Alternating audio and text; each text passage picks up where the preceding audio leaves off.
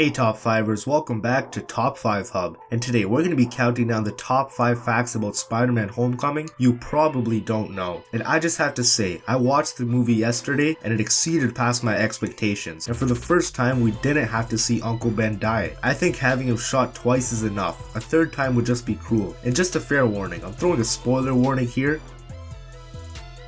So if you haven't seen the movie and don't want to know anything, first off, I'd say don't watch the trailers because goddamn you Sony's spoiling half of the movie, and watch this top 5 after you've seen Spider-Man Homecoming. But if you don't care about spoilers or just don't care about Spider-Man, then I don't know why you'd be watching this in the first place. Welcome, and let's talk some Spider-Man Homecoming facts.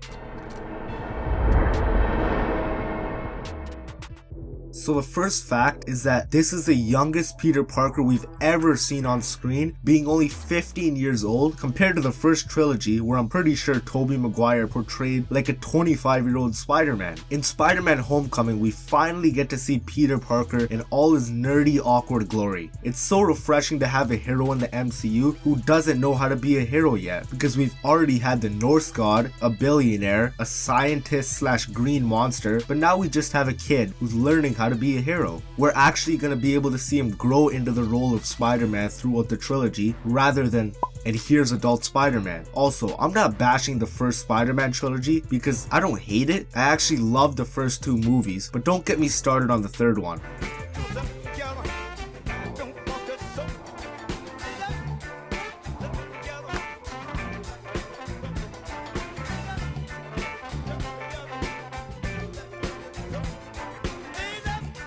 But I just feel that this is the absolute best portrayal of Spider-Man that we've gotten so far. Number 4 is that Spider-Man is afraid of heights, which now that I think about it is actually something that would happen if a random person got these powers, because it's logical to have a fear of heights. So this Spider-Man is definitely not going to be jumping off 50-story buildings and swinging off huge skyscrapers just yet. And I think the only point in the movie where he actually does climb a huge building is the Washington Monument scene, and even then he states that he's never been that high before and that he's kind of scared. There was also the plane scene at the end, but I think that's when he started to shake his fear of heights just a bit. And for the people that are saying that's bullshit and he would be able to swing off buildings right away, think about it. I still get a weird feeling in my stomach when I'm in a tall building and look out the window, but Spider-Man would have to jump off that building and swing in midair to another building. That's definitely not as easy as it sounds.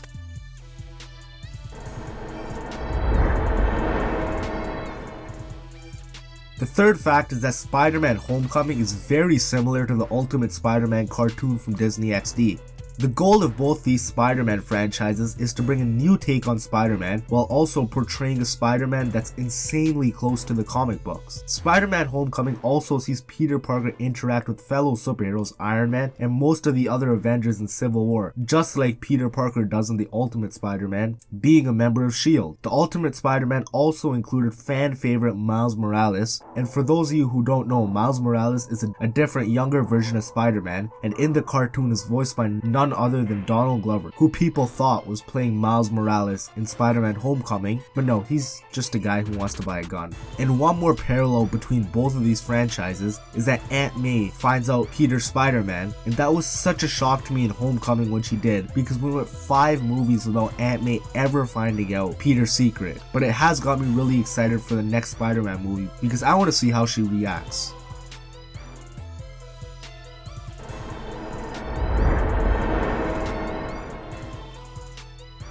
The second last fact is that basically everything that the Vulture, Shocker, or whatever the Tinkerer works on in this film is all stuff left over from the Avengers battles, mainly the Battle of New York. So in Spider-Man Homecoming, the Vulture was originally hired by New York to clean up the tech from the Chitauri invasion, but him and his team were fired because Tony Stark and whoever else is in charge felt that Damage Control, which is another Marvel comic that consists of a team put together to clean up any mess that superheroes make, should clean up the destruction instead. Because the Vulture felt cheated out of a job, he turned to a life of crime, stealing tech left over at battles and flipping it for profit on the streets. So any tech you see used in the movie is leftover tech from Avengers battles, so the Shocker's gauntlets, the anti-gravity gun, even Vulture's wings are all stolen tech that is modified in some way by the Tinkerer.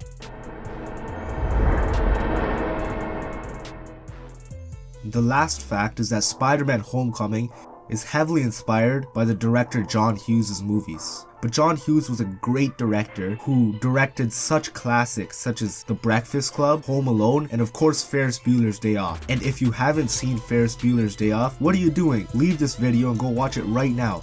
Actually don't leave this video. I need the views. It's so cold sleeping outside.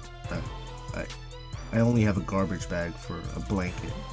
Yeah, Spider-Man Homecoming was inspired so much by Ferris Bueller's Day Off that there's a scene in the movie where Spider-Man is running through backyards that's exactly like the one from Ferris Bueller's Day Off. So much so that the movie is playing in the background when Spider-Man is running in the scene. Of course, since this is a high school movie, it also takes a lot of other inspirations from John Hughes movies, such as the music, the way the characters interact with each other, and the way the story is structured being a coming of age story. I want to thank you top 5ers for watching, and make sure you check out Spider-Man Homecoming because it's such an awesome movie and you need to watch it because you won't be disappointed. Also, make sure you hit that like button right here and smash that subscribe button right here so that I can reach my goal of getting 100 subscribers. And as always, I'll catch you in the next top 5.